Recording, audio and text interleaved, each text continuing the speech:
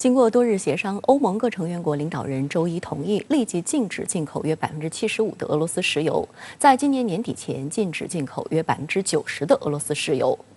包括匈牙利在内的坚持反对石油禁运的内陆欧盟国家做出了让步。德国媒体称，这是俄乌冲突3个月以来欧盟迄今最严厉的制裁措施。外界担心，对高度依赖俄罗斯原油的欧洲国家来说，石油禁令将进一步加速其商品涨价，推高通胀，最终买单的将是欧盟普通民众。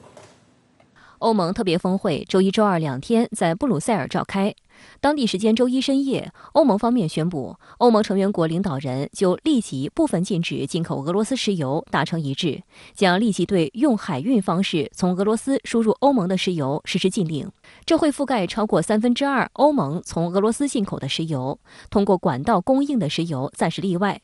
此外，在今年年底前，从俄罗斯进口的石油将削减90%，以减少俄资金来源。制裁方案还包括将俄最大银行俄罗斯联邦储蓄银行排除在环球银行间金融通信协会系统之外，禁止3家俄国家媒体的新闻信息产品以任何形式在欧盟落地和传播等。欧盟还准备向乌克兰提供90亿欧元，以支持其重建。欧洲理事会将继续与7国集团成员国一起，帮助乌克兰满足当前对流动性的需求。因为俄罗斯的这个财政收入主要来自于石油的出口，他以为这样的话也停止俄罗斯的这个所谓的特别军事行动。我觉得还有欧盟现在可能很着急，因为俄罗斯好像现在正在按照他的战略部署，逐步收紧对乌克兰的这样一个包围，所以他加大这样一个制裁。本月初，欧盟委员会提交了第6轮对俄罗斯制裁措施提案，包括今年年底前全面禁止进口俄罗斯石油。在16日举行的欧盟外长会上，因匈牙利反对，提案未获通过。在周一当天的峰会召开前，匈牙利总理欧尔班再次表达匈方立场。The problem is, that we are in a very difficult situation. Basically because of the irresponsible behavior of the Commission.The Hungarian position is very simple, because energy is a serious issue. It's not a kid game, yeah. So it's serious. So it means that first we need solutions, and then the sanctions. 据彭博社等媒体披露的方案，欧盟最新的石油制裁将禁止所有海运的进口俄油，同时豁免管道石油，为匈牙利、斯洛伐克和捷克保留俄油进口通道。俄罗斯石油约占欧盟原油进口份额的27%。国际能源署数据显示，去年欧洲平均每天从俄罗斯进口220万桶原油以及120万桶成品油。欧盟进口的俄罗斯石油有2/3通过油轮运输，1/3通过德鲁日巴管道运输。匈牙利、斯洛伐克和捷克是欧盟的内陆国家，没有海港，无法通过油轮运输石油，只能依靠输油管道。匈牙利高度依赖俄罗斯能源，60%以上的石油和85%的天然气来自俄罗斯。斯洛伐克有92%的石油进口来自俄罗斯。美国消费者新闻与商业频道称，该制裁方案是对坚决反对禁运的匈牙利、斯洛伐克和捷克等内陆国家的让步。欧盟成员国围绕对俄第6轮制裁方案争执不下，一度影响了欧洲的团结。英国卫报报道称，在本轮制裁通过前一天的欧盟高级外交官特别会议上，欧盟考虑让内陆能源进口国匈牙利等继续通过管道接收俄石油，直到找到替代来源。但这一妥协陷入僵局，部分成员国认为这样不公平，因为匈牙利可以买到比邻国便宜35%的石油。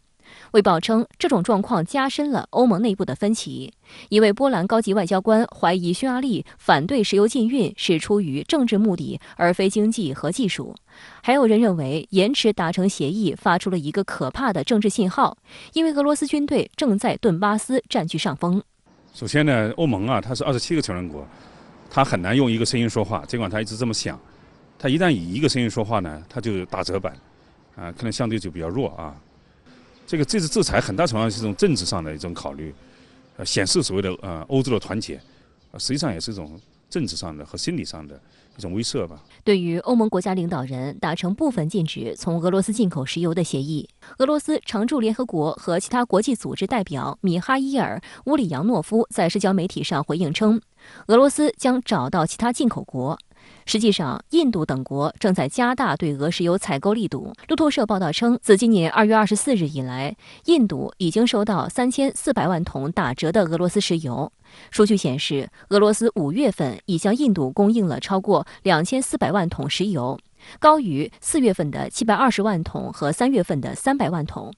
6月，俄罗斯将向印度供应约2800万桶石油。相比布伦特原油每桶120美元的高位，目前俄罗斯乌拉尔原油的交易价格仅为每桶93美元。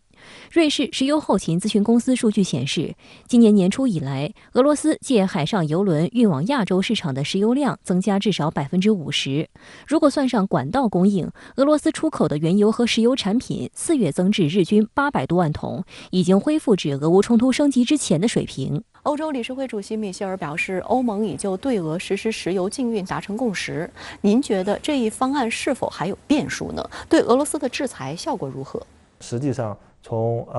欧盟的整体的这个特别是上至领导人，下至整个社会的，它已经形成这样的共识啊，我要切断和俄罗斯的经济联系，因为在他们看来，俄罗斯是一个不可靠的，特别是就是对它的地区产生一个很重要威胁的这样的一个贸易伙伴啊。那么这样的一个直接的结果，就会导致欧盟为了获得替代俄罗斯的这种石油，要向其他的地区要购买石油。那么俄罗斯的石油的出口路线受阻了之后，必然会推高整个这个全球的这个供应的不稳定的情况。另外，它也会进一步加剧整个全球这个石油的这个购买者、这个投资者，他们这个对整个未来石油供应和价格的一种预期。那么未来的价格可能会进一步的上涨。那么这种上涨可能进一步会导致整个欧洲乃至这个相应的世界的其他的和这个欧洲有密切经贸关系联系的这些国家的通货膨胀那么相应的这些经济的这个后果还是会比较严重的。